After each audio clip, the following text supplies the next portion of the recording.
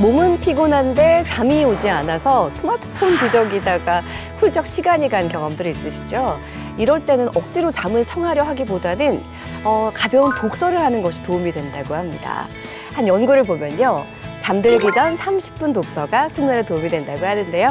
지금은 책과 인생 이야기 함께하면서 기분 전환 해보시면 어떨까요? 인생 책방 책방지기 이지혜입니다. 책책책 인생 책책 책비싸움 책수의 권진영입니다.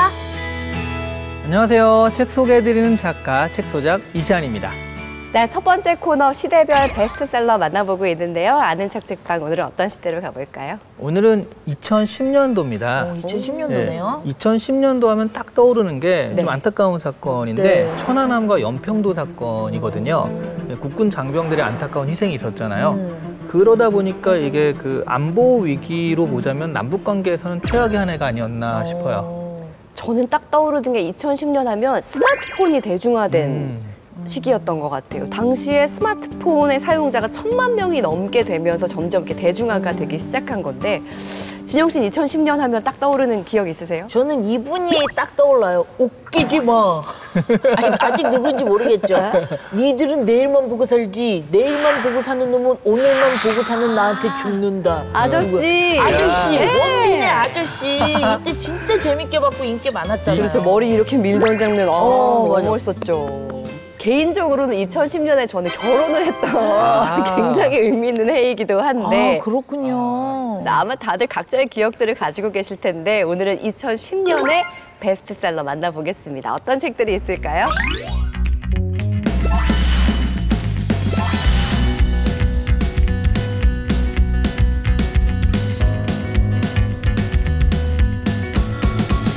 자, 베스트셀러 1위죠. 마이클 샌델 교수의 정의란 무엇인가. 야, 이거는 정말 웬만한 집에는요. 거의 관상용으로 이렇게 딱 꽂아놓고 지금도 저희 집엔 꽂혀 있어요. 저스티스하고 딱 써 있죠. 출판가에서도 이게 네. 팔린 권수에 비해서 완독률이 굉장히 떨어진다. 완독한 사람이 그 추정치인데 3에서 4%다라고 추정을 하고 있거든요.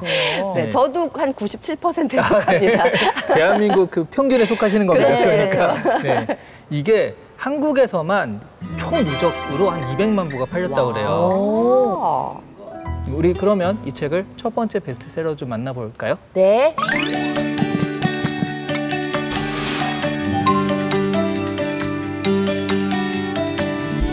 (2010년) 베스트셀러 1위는 마이클 샌델의 정의란 무엇인가. 하버드 대학에서 실제로 강의를 하는 그 강의예요. 그 강의를 책으로 만든 거거든요. 이 책 내용도 강의식이기 때문에 되게 재밌어요. 그 예를 들어 이게 요즘에 또 그 자율주행차 때문에 트롤리의 딜레마라는 게 있거든요. 그러니까 네. 이 상황에서 어떤 선택을 할 것인가인데 두 분 한번 그 생각해 보세요. 네. 트롤리, 그러니까 전차예요. 네. 전차가 있는데 전차가 이대로 쭉 지나가면 여기 네. 5명이 묶여 있거든요. 네. 이 5명을 치어서 죽게 합니다. 5명이 죽어요. 근데 내가 여기서 이렇게 선로를 바꾸는 게 있잖아요. 네, 변환기. 네, 네, 내가 여기서 변환기로 이렇게 바꾸면 옆으로 이 전차가 빠지는데 그럼 거기는 한 명만 묶여 있거든요. 한 명만 죽게 돼요. 어떤 선택을 하실 거예요? 아, 어렵다. 한 명 희생으로 네. 다른 분 살리는 게 낫지 않을까요? 그래도 모든 생명은 소중한데 이건 한 명도 소중한데 어떻게 해야 돼요? 그래도 선택을 하자면 한 명을 희생하는 게 맞지 않나 이런 생각이 들죠. 그런 생각 네. 들어요. 이게 이제 공리주의적 선택이다라고 학생들한테 가르쳐요. 근데 만약 이걸 좀 바꿔서 이번엔 육교 위에 있어요. 네, 네. 육교 위에서 내 옆에 좀 덩치가 있으신 분이 있는데 네. 또 트롤리가 밑으로 지나갑니다. 오. 앞에 5명이 묶여 있거든요. 네. 이대로 가면 또 5명이 죽어요. 네. 근데 내가 육교 위에서 좀 퉁퉁하신 분을 밀어서 떨어뜨리면 이 사람이 딱 그 완충 역할 해가지고 이 사람만 죽고 5명은 살거든요. 자, 그러면 이 사람을 밀어서 떨어뜨리겠어요? 아이, 이야, 이건 좀 너무 다른 어렵다. 문제인데요. 그쵸? 한 사람이 죽게 되는 건 똑같지만 이건 네. 내가 이렇게 미는 건 또 근데 다른 그쵸. 문제라. 등치가 큰 분은 내가 밀어도 안 넘어갈 것 같긴 해요. 그러니까 이렇게 예능적으로 접근할 수도 있지만 네. 공리주의적 입장에서는 이 사람을 밀어 떨어뜨리는 게 맞잖아요. 그렇죠. 또 이렇게 되면 윤리적 딜레마에 빠진단 말이죠. 어렵네요. 그럼 이건 무엇일까? 한번 생각해보자라고 하면서 이 수업을 진행을 해요. 그러다 보니까 읽으신 분은 자연스럽게 철학사조라든가 이런 부분에 대해서 알게 돼가지고 생각보다는 재밌게 읽히는 책입니다. 네. 그럼 이시안 작가님은 그걸 완독한 3%에 속하는 거군요. 그렇죠. 지독하다, 지독해, 진짜.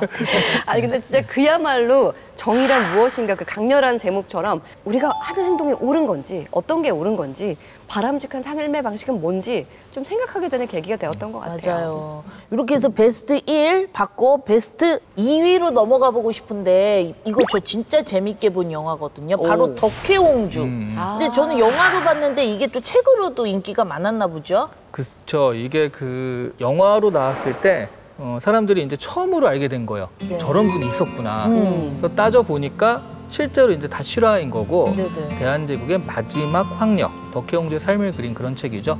두 번째 베스트셀러로 만나볼게요.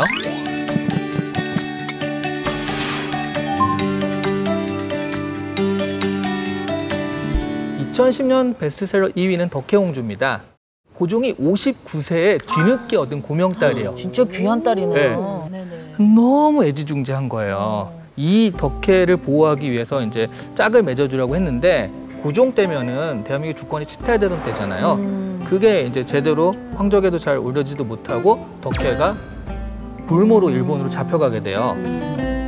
거기서 이제 강제로 결혼을 또 하게 되고 나라 잃은 공주로 잡혀가가지고 있는데 온전하게 살기가 힘들잖아요. 네. 약간 정신병을 앓게 되고요. 정신병원에 감금을 당하기도 하고 딸을 얻게 되는데 네. 이 딸이 나중에 커가지고 또 자살을 합니다. 아유. 아, 너무 불행하네요. 신체적으로 쇠약해지고 힘든 그런 삶을 살게 돼요.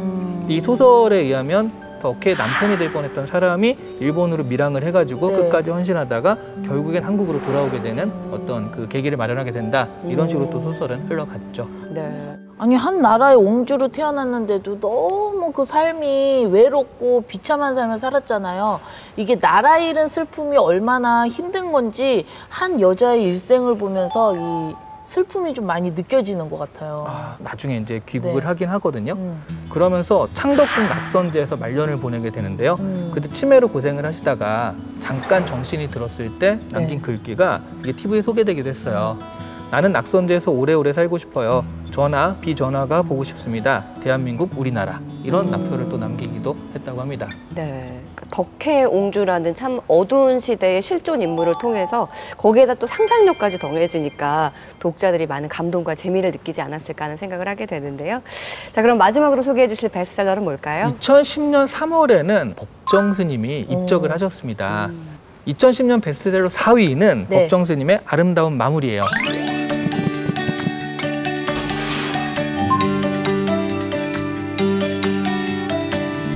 이게 그 베스트셀러가 된 이유 중에 하나가 그 입적을 하시면서 유언으로요. 네. 그동안 풀어놓은 말빛을 다음 생에 가지러 가지 않겠다. 이렇게 얘기를 해요. 말하자면 앞으로 내 이름으로 나온 책은 절판시켜라거든요.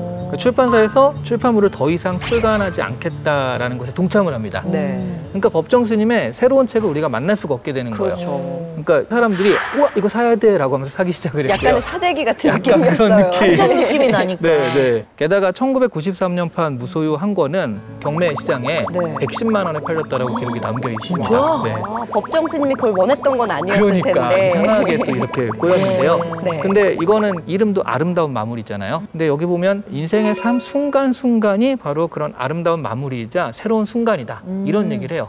그러면서 어떤 그 잠언집 같은 그런 네네. 느낌을 줍니다. 여기 나오는 글을 하나 소개해드리면 아름다운 마무리는 살아온 날들에 대해 찬사를 보내는 것, 타인의 상처를 치유하고 잃어버렸던 나를 찾는 것, 그리고 수많은 의존과 타성과 관계에서 벗어나 홀로 서는 것이다. 뭐 이런 얘기들. 그래서 우주에 항상 감사하고 언제든 빈손으로 떠날 수 있도록 준비해야 된다. 이런 얘기들을 하고 있습니다. 네. 우리의 마무리가 어떤 모습인가 한번 생각하고 살면 우리의 삶도 충분히 아름답게 마무리가 되지 않을까 하는 생각을 해봤습니다. 자, 지금까지 2010년 베스트셀러 만나봤습니다. 다음 시간도 기대해 볼게요.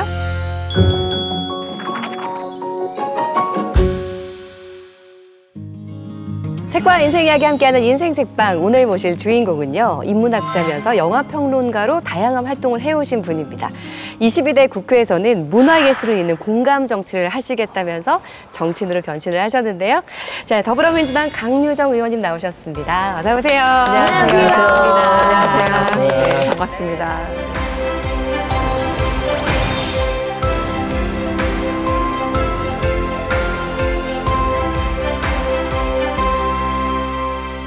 엄청 바쁘실 것 같아요. 당내 그 원내 대변인까지 맡게 되셨잖아요. 어떻게 지내고 계세요?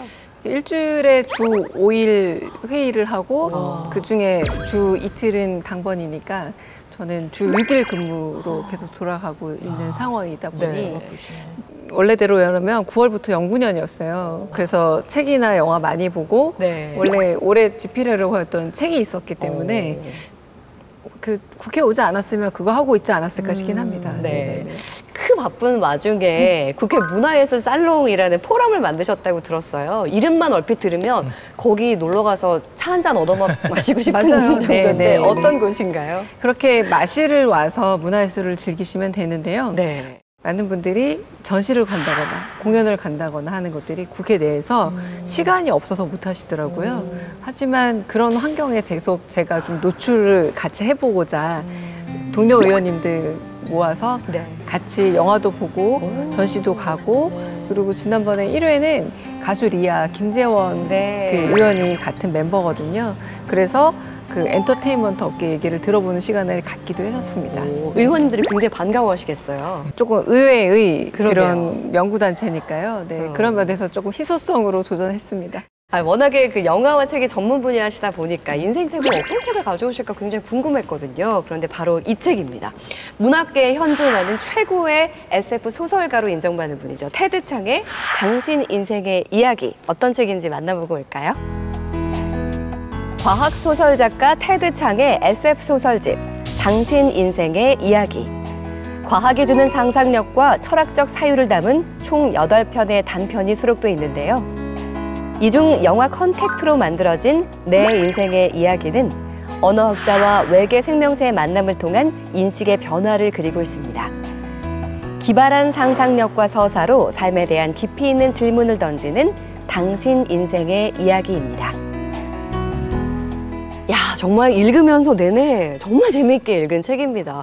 정말 어떻게 이런 상상을 할 수 있을까 너무 놀랍기도 했었거든요. 이 책에 수록된 단편 중에 하나가 영화 컨택트의 원작이기도 한데요. 의원님께서는 영화를 보고 나서 그럼 이 책을 접하신 건가요? 오히려 책을 먼저 읽었고요. 그 두 번째 단편집인 숨이라는 그 단편집이 나왔거든요.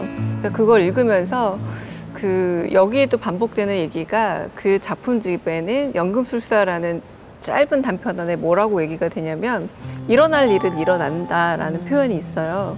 내 인생 이야기를 너무 좋긴 한데 어떤 부분은 이해가 안 갔는데 그 후속작인 작품을 읽어보고 나서 이해가 가는 거예요. 그래서 그때 다시 읽고 굉장히 좀 많이 울었는데 네. 그다음에 영화화 됐다는 소식을 듣고 기다렸고 사실 읽은 횟수가 10번 넘게 오늘 또 읽었거든요. 네. 오늘 이제 녹화에 앞서서 읽을 때마다 하나씩 새로운 깨달음을 주는 책입니다. 자, 지금부터는 키워드를 통해서 강유정 의원님과 함께하는 책과 인생 이야기 해보겠습니다. 첫 번째 키워드 볼까요? 네, 첫 번째 키워드는 바로 외계의 언어입니다.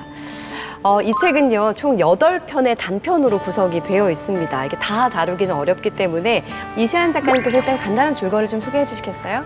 주인공은 이제 대학교의 언어학 교수 루이즈 뱅크스라는 여성인데요. 이 사람한테 어느 날 군인들이 찾아와요. 네. 전 세계 112개국에 외계인들의 기계 장치가 나타난 거예요. 그걸 통해서 외계인들과 대화를 하는데 도대체 나타난 목적이 뭐고 그런 걸 좀 알아내라. 그래서 그들의 언어를 알기 위해서 소통을 시작을 하거든요. 이들의 언어는 한꺼번에 과거, 현재, 미래를 쫙 펼쳐놓고 보는 그런 언어체계예요. 이 여성도 어느 순간 그 체계를 이해하니까 자기도 그게 눈앞에 보이기 시작을 하는 거예요, 미래까지. 근데 그러면서 이 중간중간에 딸과 결혼을 해서 얻은 딸과의 에피소드가 계속 나오거든요. 그게 처음엔 이해가 안 돼요. 미래를 보게 된 그 사람이 아직 그 딸을 갖기 전에 그 끝이 될 걸 알면서도 선택하게 되는 그런 것들이 왜 그러지? 라고 그 생각을 좀 깊게 하게 하는 그런 소설이었어요.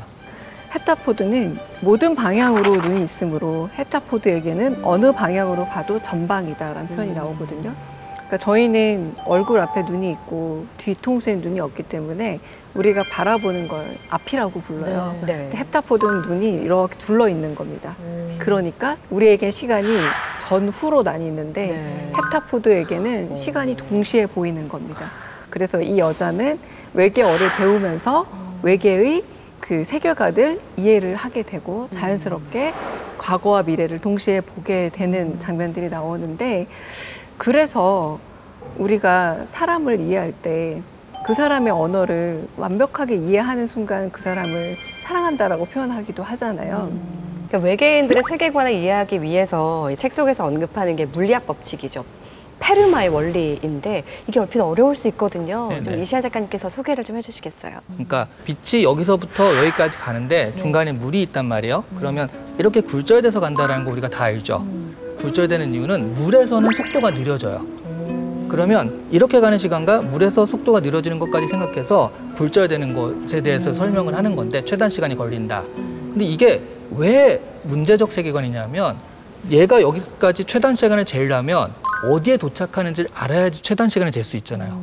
여기서 외계인들이 그런 목적론적 세계관을 이해하고 있기 때문에 네. 우리 인생에서도 그 결과를 알고 과정을 이렇게 가는 것이다. 그런 식으로 좀 이해할 수 있을 것 같아요. 그러니까 그 어떤 것이든 출발점이 있으면 도착 지점에 빛의 원리는 가장 빨리 도착하려고 하는 거다라는 게 페르마의 원리로 설명이 되잖아요. 네.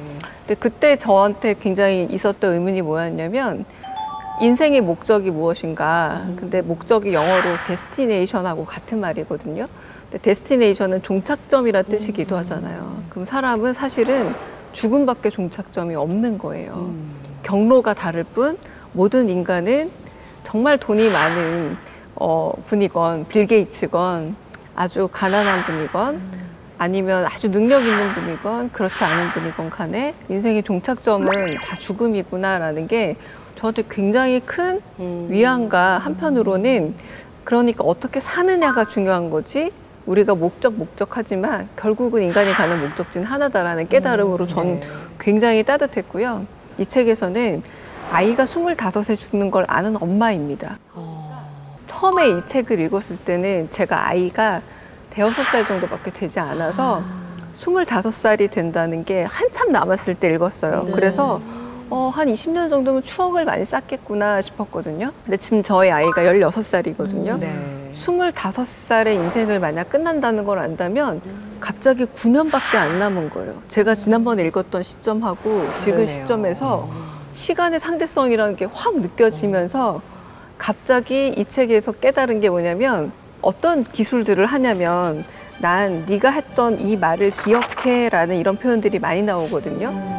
근데 이제 아나운서도 아이가 있지만 아이가 2살 반에 어느 날 했던 말을 정확하게 기억하기 쉽지가 않거든요. 네. 그러니까 하루도 허투루 보내지 않았구나. 네. 그래서 나는 네가 9살이 되던 날 했던 말을 기억할 수 있구나. 어쩌면 목적을 아는 삶이라는 건 이렇게 하루하루를 소중하게. 또렷하고 명징하게 기억하게 하는구나라는 생각이 들어서 좀 다시 또 감동적이었어요. 의원님의 저서 중에 하나인데 죽음은 예술이 된다에서 주인공 루이스에 대한 그 선택에 대한 이야기를 좀 다루셨더라고요. 그 얘기 좀 해주시면 좋을 것 같아요. 25살에 산에 가서 조난을 당해서 죽는 걸 아는 엄마예요. 그러면 되게 아주 작은 인간으로서 나라면 아이를 산 근처도 안 보낼 것 같아요. 그렇죠. 그러나 루이스는 어차피 이건 일어날 일은 일어나고 이 아이는 산에 갈 걸 알기 때문에 첫 번째, 내 인생에 전화 2통이 있다는 표현을 하거든요. 첫 번째는 산악 구조대에게서 걸려온 전화, 그러니까 딸이 죽는 전화고, 두 번째는 외계인이 나타났으니 와서 언어 분석을 해달라는 두 번째 전화다라고 해요.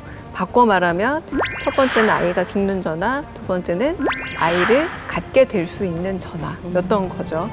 그러니까 시작과 끝이 사실 맞물려져 있다는 거고, 아빠는 이해하지 못하죠. 아이가 죽을 줄 알았는데 왜 나랑 결혼을 했어? 나랑 결혼하지 않았으면 이 불행한 가슴 찢어지는 경험을 하지 않아도 될 거 아니야? 라고 하지만 엄마는 그 하나하나의 경험이 이 아이를 낳아야만 느끼는 경험인 거예요. 그러니까 이 아이는 세상에 하나밖에 없는 우주였기 때문에 그렇게 생각한다면 아이가 25살에 죽는 게 중요한 게 아니라 25년간 이 아이가 준 경험은 무엇과도 바꿀 수 없으므로 불행인 걸 알지만 가는 엄마의 선택이 너무 긍정적으로 이해가 돼서 그렇다면 이 경험은 바꿀 수 없었겠구나 납득이 좀 되더라고요. 우리 의원님께서는 워낙에 영화, 책 이런 데 뭐 조예가 깊으시니까 매주 한 구절, 책의 한 구절을 소개하는 걸 맞습니다. SNS에 올리고 맞아요. 계시더라고요. 네네. 참 재밌게 보고 있는데 유정 책방이라는 이름으로 올리고 계신데 그렇다면 당신 인생의 이야기 이 책 안에서 여러 구절들 중에서 혹시 뭐 책방이 소개할 만한 좀 기억에 남는 구절이 있을까요? 이게 첫 구절하고 마지막 구절이 같아요. 그래서 저는 나는 처음부터 나의 목적지가 어디인지를 알고 있었고 그것에 상응하는 경로를 골랐어라고 말하고 있는데 너를 가졌던 그날의 이야기를 해볼까로 처음에 시작해서 마지막에 자, 사랑을 나누고 너를 가지기 위해 아이를 가지고 싶어? 라고 묻는 남편의 얘기로 또다시 끝나요. 영화에서는 펠린드롬이라고 부릅니다. 앞으로 해도 똑같고 뒤로 해도 똑같은 수박이 박수 같은 거. 아이의 이름을 일부러 한나라고 지어요, 영화에서. 한나도 H-A-N-N-A-H. 네. 앞으로 해도 한나, 뒤로 해도 한나거든요. 그러네요. 앞으로 그러니까- 불러도 뒤로 불러도 역삼역 뭐 이런 거 맞습니다. 하는 네, 건데. 맞습니다. 네, 그거 맞습니다. 토마토 기러기 맞습니다. 그런 회문자인데 이 아이가 아무리 세상을 떠나서 도착지에 먼저 갔을지라도 이 아이의 이야기를 엄마가 계속 하는 한 아이는 살아있다는 건데 이게 참 이야기의 힘인 것 같아요. 네. 네. 뭔가 이렇게 뭉클해지네요. 맞아요. 얘기 뭉클해져. 들으니까. 네. 자, 계속해서 두 번째 키워드 보겠습니다. 자, 두 번째 키워드는 영화로 세상 읽기입니다. 이게 의원님이 신문에 연재한 칼럼의 제목이기도 한데요. 이걸 책으로 엮어서 출간도 하셨잖아요. 바로 이 책입니다. 시네마토피아라는 책인데요. 사회가 묻고 영화가 답하다. 이게 어떤 책인지 소개 좀 해주세요. 영화를 좀 사회학적 시선에서 보자라고 해서 썼지만 사실 출발은 그래요. 1000만이 넘는 영화는 사회적 현상이거든요. 인구의 5분의 1이 봤다는 건 단순히 재밌어서 내지는 이게 화제가 돼서만이 아니라 파묘가 1000만 넘은 게 우리 민족 안에 있는 민족적 정서 여러 가지를 건드린 것처럼 사회적 사건이기 때문에 영화를 통해서 이게 사회적으로 어떤 의미가 있나 이런 걸 토파보는 그런 글들이어서 제가 정치를 하게 된 아주 밀접한 것 중에 하나가 그런 사회학적 상상력을 계속 영화를 통해 봐서가 아닐까라는 생각도 들긴 합니다.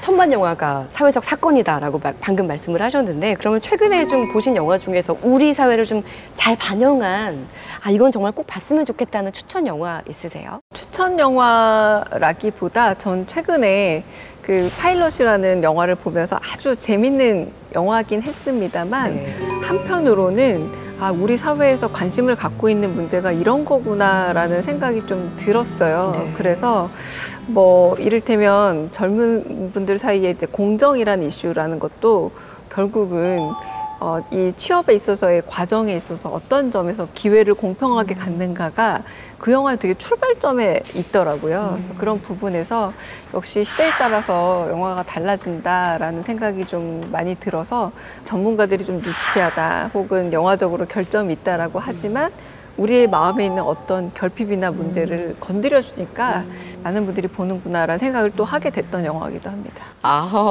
그렇군요. 그러면 인생 책을 오늘 소개해 주신 거지만 인생 영화도 있으실 것 같거든요. 그래서 좋은 영화는 늘 바뀌는데 인생 최초의 영화를 저는 그래서 많이 말씀을 드려요. 그래서 두 작품을 보통 얘기하는데 아마데우스라는 작품을 제가 혼자 영화관 가서 처음 봤습니다. 요즘엔 불가능할 건데 그때만 해도 초등학생인데 이게 영화가 부모님이 먼저 보시고 좋았던 모양이에요. 표를 끊어주시면서 명보극장, 지금은 좀 사라진 명보극장 가서 보고 와라고 해서 혼자 버스를 타고 가서 초등학교 5학년인가 6학년 때 그걸 봤는데 와, 이건 너무너무 신세계인 거예요. 영화관에서 듣는 그 아마데우스의 웃음소리와 음악에 홀딱 빠져서 제가 그다음부터 용돈을 모아서 아마데우스 OST LP판 2장짜리 이렇게 붙어있는 더블판 그걸 사고 이걸 사는 저를 그 LP판 파는 아저씨께서 너 좀 희한한 애다라고 얘기했던 기억도 나요. 그리고 나서 그 다음 해에 마지막 황제를 보는데 내가 어린 시절 뛰어다녔던 궁에 마지막에 관광객으로 돌아가서 푸이가 나 있잖아 여기에 살았던 사람이다 라고 했더니 애가 픽 비웃는 장면이 나오거든요. 그 장면이 그렇게 인상 깊더라고요. 그래서 더 덥다. 이런 생각을 하면서 이 두 영화를 저한테는 제 인생에는 최초의 영화자 좀 중요한 영화로 기억이 됩니다. 네, 아니 초등학교 5학년이면 용돈 생기면 깎아서 먹을 때인데 맞아요. 그걸로 영화를 보고 OST를 구입하고. 네. 지금도 야. 기억에 남아 있습니다. 네. 진짜. 정말 다르시네요. 그러게요. 근데 저는 어머니도 대단하신 것 같아요. 네. 이 영화 좋으니까 너 갔다 와 하고 표를 끊어주시는 어머니도 너무 멋지다는 생각이 맞아. 드는데 그럼 어머니도 약간 문화예술 쪽에 관심이 좀 많으셨던 그랬던 듯해요. 특히 영화를 부모님 두 분이 너무 좋아하셔서 어렸을 때 그냥 딸려가서 많이 봤던 기억도 나고 네. 아까 제가 그 마지막 황제도 그 당시에 그 아카데미에서 굉장히 많은 수상을 한 작품이라 이런 작품은 좋은 작품이니까 봐야 된다라고 저를 데려가셨던 거죠. 네. 저는 인생 처음으로 부모님과 함께 영화관 가서 본 영화가 인디아나 존스였거든요. 아, 네. 어우, 쥐가 너무 많아가지고 깜짝 놀랐다. 쥐만 생각나는구나. 저랑 확실히 다르시다는 네, 생각이 좀 그러니까. 들었습니다. 근데 네. 부모님의 그 조기 교육 때문인지 네. 그런 감수성이 쫙 발휘되셔가지고 위원님께서 굉장히 놀라운 일을 해내셨다는데 네. 신춘문예 삼관왕 와, 이게 어떻게 된 건지 설명을 좀 해주시겠어요? 삼관왕이요? 진짜? 그해 이제 원고가 약간 그분도 오시게 됐어요. 그렇게 글이 좀 잘 써진 해가 있었어요. 잘 써진 해가 있었고 그래서 상관왕이라는 게 좀 독특하기도 했지만 영화평론가, 문학평론가를 같이 했다는 게 좀 특이했던 거죠. 네. 왜냐하면 보통 영화학 박사, 문학 박사가 나뉘어 있는 세상이다 보니까 근데 그때는 정말 그 읽고 보는 작품에 굉장히 민감하게 반응했던 때였던 것 같고 그리고 운과 기회가 맞아떨어졌던 게 아닌가. 제가 그동안 준비했던 것도 있지만 운과 기회와 그 준비했던 게 맞아떨어져서 조선일보, 경향신문, 동아일보 이렇게 해서 세 군데 신춘문예 한꺼번에 돼서 그때 좀 언론에 많이 실리기도 했습니다. 좀 네. 특이하다라고 네. 해서. 네. 너무 자랑스러우셨을 네. 것 같아요. 네, 네, 네. 네, 의원님께서 보면 그동안의 활동을 보면 영화 칼럼이나 뭐 방송을 통해서 꾸준히 뭐 영화 얘기도 하셨지만 아까 말씀하셨듯 그게 사회 현상 중에 하나이기 때문에 사회 현안에 대한 이야기도 해 오셨거든요. 특별히 이런 어떤 과정이 있었기 때문에 정치에 입문할 생각을 하셨던 걸까요? 계기가 있으셨을 것 같은데요. 제가 한 2개 정도의 계기가 있었다면 하나는 영화로 세상 읽기라는 글을 계속 쓰면서 사회학적인 영화 보기를 계속 견지해 왔다면 두 번째는 KBS 저널리즘 토크쇼라는 데 제가 네. 고정 패널로 나가게 돼요. 근데 처음에는 영화와 정치라는 코너에 일회성 출연을 하게 됐는데 정치 기사를 그동안 신문을 읽어도 주로 문화, 사회면 쪽을 더 열심히 봤다면 약간은 넘겼던 정치 기사를 굉장히 열심히 들여다보기 시작했고 거기에 이제 인문학적인 평가들을 제가 하기 시작했던 거죠. 그러면서 아마 조금 정치적인 말을 하는 인문학자, 정치적인 말도 하는 영화평론가라고 조금씩 제가 비춰지기 시작했고 그러다가 이렇게 좀 제가 정치를 하게 된 거 아닌가라는 생각이 들기도 합니다. 정치는 또 다른 영역이잖아요. 어떻게 보면 많은 사람 만나고 뭐 나쁜 소리, 싫은 소리도 들을 때도 있고 그러면 완전히 이제 업을 바꿨을 때 주변 분들이 걱정하시거나 막 그랬었을 것 같은데 맞아요. 가족들 네. 반응이 어떠셨어요? 가족들은 정말 좀 반반으로 나뉘었던 것 같고요. 그 제가 좀 어찌 보면 굉장히 안정적인 삶을 살던 사람이었기 때문에 우리나라 정치 풍토 자체가 사실상 많은 부분이 나에 대한 평가나 이런 부분에 있어서 때로는 오해 앞에서도 묵묵히 좀 견뎌야 되는 게 정치인의 삶이다 보니까 걱정들 많이 하셨는데 저는 한편으로는 새로운 비평의 대상이 생겨서 좀 신나기도 했어요. 지금도 그런 자세로 많이 임하고 있는데 네. 사실은 우리 작가님이나 우리 권진영 배우님도 잘 알겠지만 그 세상에 우리가 다루고 있는 많은 인물들은 정상이 별로 없거든요. 작품 안에서는 특히. 네. 근데 그런 인물들에 대한 깊은 이해를 하다 보면 세상을 절망하게 되는 게 아니라 세상은 원래 희한한 사람들, 별 사람들이 다 있지만 네. 이걸 만들어가고 바꿔가는 네. 되게 보이지 않는 건전한 힘과 건강한 힘들이 결국 세상을 조금씩 좋게 바꾸더라고요. 특별히 그 아까 16된 네. 자녀분은 어떤 반응이셨을지 궁금한데요. 그 친구가 가장 반대했고요. 반대했어요. 네네. 엄마 안 그래도 고생할까 봐. 바쁜데 네. 더 바빠질 게 뻔하니까. 네. 그리고 그 친구가 그래서 조금 웃자랐어요. 저를 많이 걱정해줘요. 그래서 이렇게 밥도 잘 안 먹고 잠도 잘 제대로 안 자는 불규칙한 사람이 할 수 있을까? 뭐 이런 걱정을 많이 해줬죠. 네, 다 컸네요. 네, 지금도 제일 걱정 많이 해주는 사람 중. 네.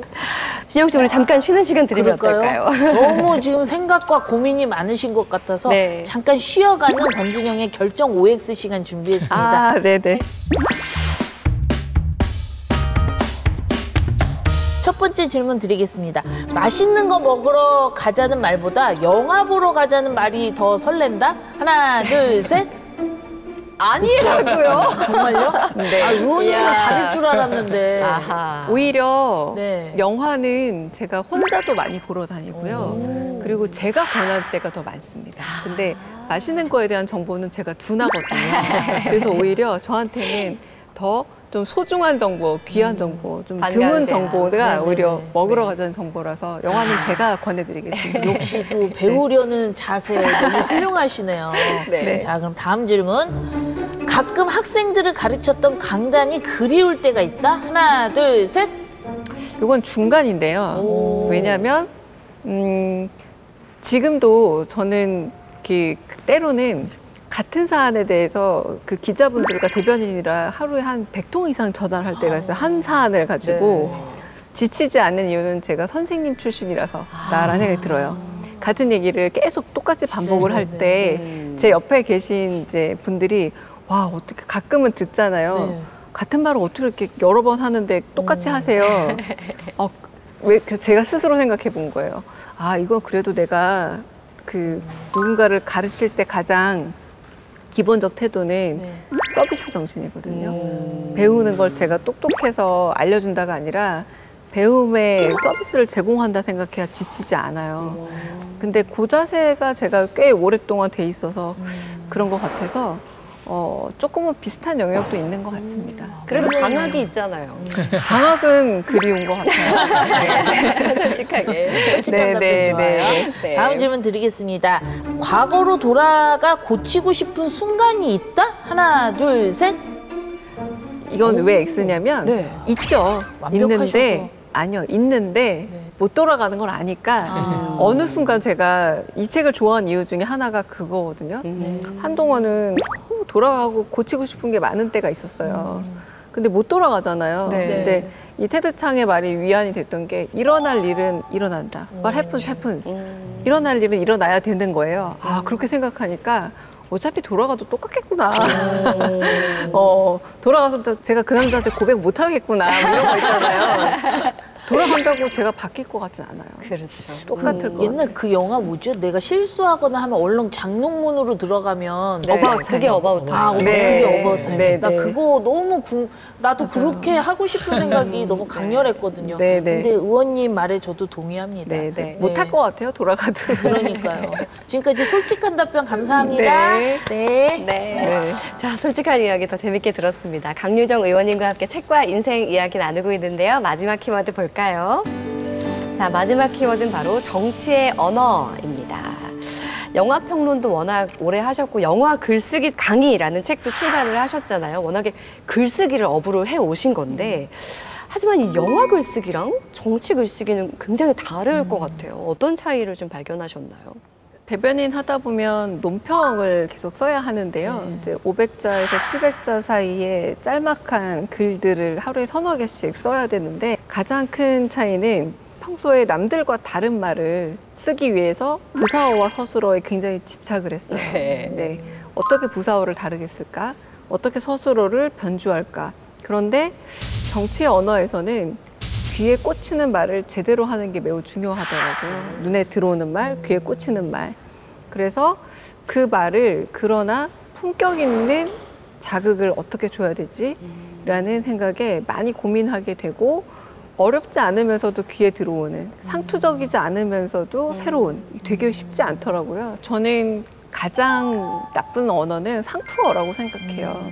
제가 최근에 20대, 10대에게 가장 유행하는 말 중에 하나 아실 거예요. 모든 맛있고 맛없고 좋은 거 앞에 개자를 붙이거든요. 맞아요. 개 좋아. 맞아요. 개 맛있어. 처음엔 이게 저는 부정어인 줄 알았어요. 저도 싫을 때 그랬어요. 하는 말. 네. 근데 좋을 때도 이 말을 쓰더라고요. 이런 것들이 처음에 어떻게 이렇게 쓰지라고 다들 낯설었지만 지금은 약간 익숙해지잖아요.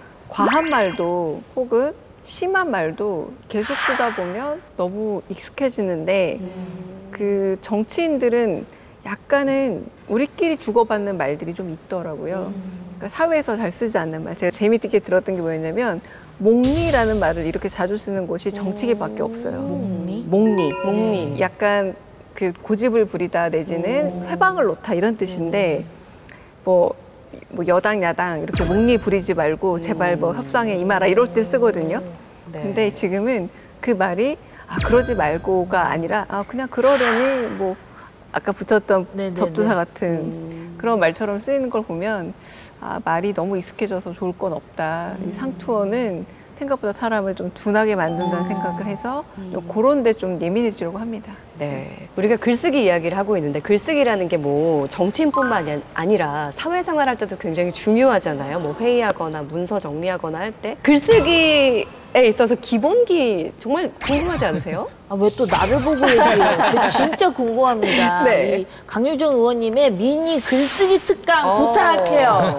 네. 글쓰기 어떻게 잘 쓸 수 있어요? 저는 그냥 학생들한테도 그렇고 네. 지금도 가끔 이제 의원실에서 글을 쓸 때 제가 교정을 보거나 수정 볼 때 늘 하는 말이 뭐냐면 첫 문장 짧게 씁시다라는 얘기 많이 해요. 문장을 짧게요? 첫 문장. 근데 그 우리가 기억하는 되게 좋은 소설 작품이나 혹은 작품들을 보면은 네. 첫 문장이 아주 짧은 게 많습니다. 맞아. 근데- 아버지가 죽었다. 맞습니다. 이런 것들. 네.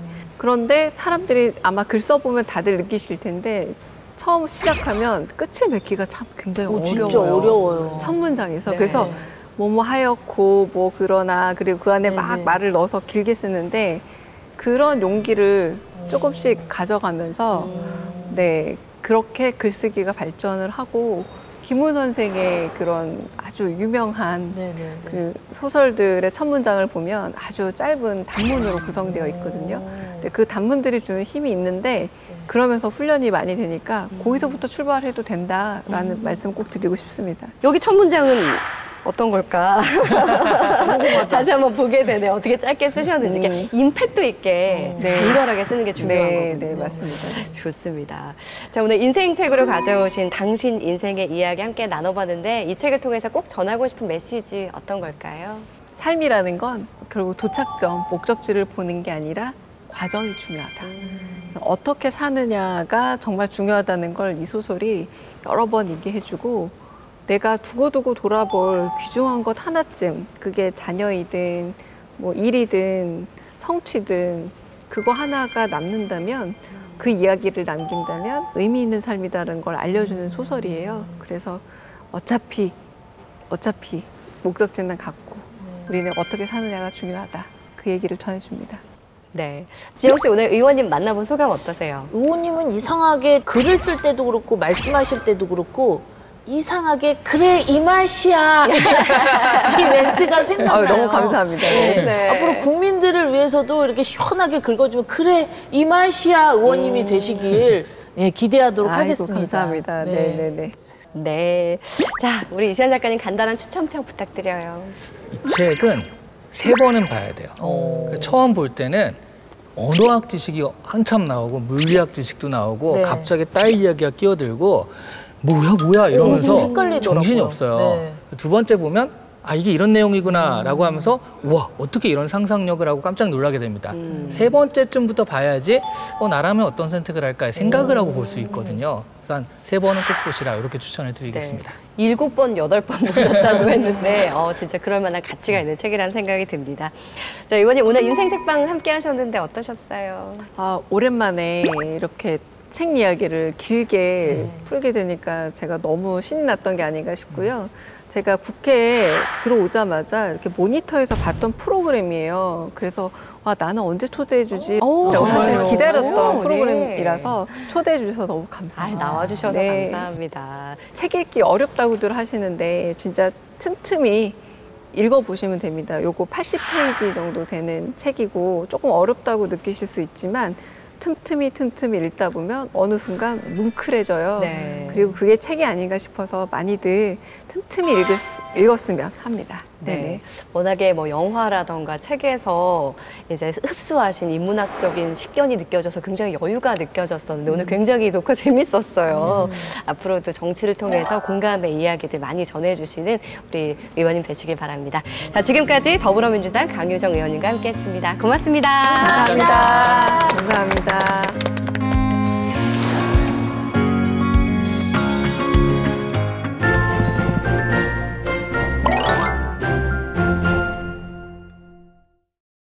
누군가는 책을 통해 그동안 세상에 말하지 못했던 비밀을 털어놓기도 하고요.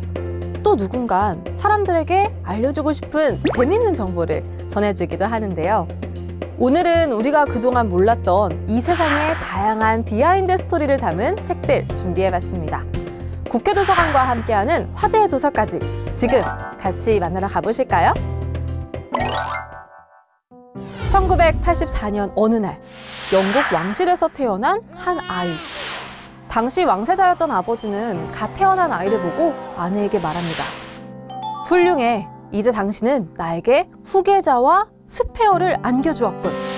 출생할 때부터 예비용 취급을 받았던 영국 찰스 3세, 국왕의 둘째 아들 해리 왕자. 책 스페어는 영국 왕실 내부의 뒷이야기를 폭로해 출간 전부터 많은 화제가 되었습니다. 해리 왕자는 책에서 특히 어머니의 죽음에 슬픔조차 제대로 내비칠 수 없었던 자신의 비애를 드러냈는데요. 그는 눈물을 참기 위해 주먹을 꽉 쥐어 피가 날 정도였다고 합니다. 해리 왕자는 형 윌리엄 왕자에 대한 폭로도 책에 담았는데요. 2005년 가장 무도회에 입고 갈 의상을 고민했던 해리 왕자. 그는 형 부부에게 전화를 걸어 파티 의상에 대한 의견을 물었고 그들은 나치 제복을 입으라고 답했다고 합니다. 이를 입고 파티에 참석한 해리 왕자가 대중과 언론의 문매를 받는 일은 불보듯 뻔했겠죠. 해리 왕자는 결혼 생활조차 평탄하지 않았는데요. 아내의 출신 배경으로 영국 왕실의 차별을 받았고 결국 둘은 왕실을 떠나야만 했습니다. 부와 명예의 상징으로 겉보기에는 행복할 것만 같은 왕실의 삶. 하지만 현실은 달랐는데요. 과연 진정한 행복이란 무엇일지 여러분도 책을 읽고 다시 한번 생각해 보시는 건 어떨까요? 날이 쌀쌀해지면 어김없이 찾게 되는 길거리 음식이 있죠. 바로 붕어빵! 여러분은 붕어빵이 왜 붕어빵이 되었는지 알고 계신가요? 바로 붕어빵에도 족보가 있다에 답이 있습니다. 서양의 와플과 동양의 찐빵에서 영감을 얻어 만든 일본의 도미빵이 1930년대 일제강점기 시절 전해졌고요. 이 도미빵을 토대로 한국전쟁 시기 미군에서 지원해준 밀가루로 풀빵을 만들었고 이 풀빵이 붕어빵으로 발전했다고 합니다. 그렇다면 수많은 물고기 중에서도 하필 붕어빵으로 불리게 된 이유는 뭘까요? 당시 우리나라에서 가장 흔히 볼 수 있는 대중적인 민물고기가 붕어였고 이를 빵 이름에 붙였다는 사실. 이 책은 붕어빵을 비롯해 우리가 흔하게 접하는 길거리 음식들의 기원과 역사가 모두 들어있는데요. 우리가 자주 먹는 음식에 숨겨진 역사가 혹시 궁금하다면 맛있는 음식에 함께 곁들이는 붕어빵에도 족보가 있다. 어떠신가요? 누구나 지켜야 할 납세 의무. 이번에는 세계 속 다양한 세금의 뒷이야기를 담은 책을 가져와 봤는데요. 바로 세상을 바꾼 엉뚱한 세금 이야기입니다. 이 책은 일본 국세청에서 10년간 국세조사관으로 일했던 저자가 펼쳐낸 책인데요. 저자는 책에서 역사를 바꾼 세금 중 하나로 소금세를 꼽았습니다. 중국에서는 이 세금 때문에 소금을 밀매하는 업자인 염도까지 등장했고 이를 단속하는 군인인 염군까지 만들어질 정도였다고 합니다. 염도의 세력이 확장되면서 이들 중에 국왕이 된 자가 나왔을 정도라고 하는데요. 그 위세가 어느 정도인지 짐작이 가시겠죠? 1705년 러시아에서 만들어진 황당무계한 세금도 있습니다. 이름하여 수염세. 말 그대로 콧수염이 있는 사람에게 매기는 세금이었습니다. 표트르 대제는 수염세 말고도 굴뚝세, 모자세, 숄세까지 별의별 세금을 부과했다고 하니 결과는 보나마나겠죠. 시대에 따라 또 어떤 세금이 생기고 사라질지도 궁금한데요. 국가와 사회를 부흥하게도 몰락하게도 만드는 세금. 세금에 관심을 가지고 올바르게 이해해야 억울한 일이 발생하지 않겠죠. 국회도서관과 함께하는 화제의 책. 첫 번째로 소개할 책은 사유하는 미술관입니다.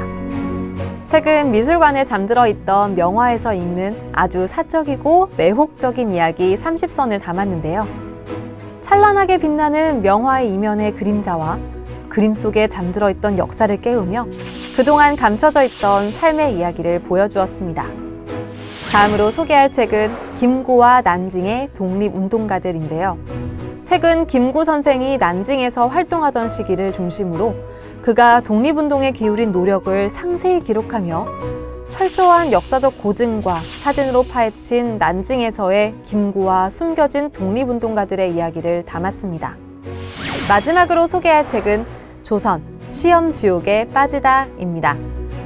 책은 조선 최고의 국가고시로서 마냥 엄중했을 것만 같았던 과거의 실제 모습을 풍속도 마냥 생생하고 구성지게 전하며 팔도 최고의 족집게 선생부터 기상천외한 커닝 수법까지 치열한 조선시대의 입시 현장을 담아냈습니다.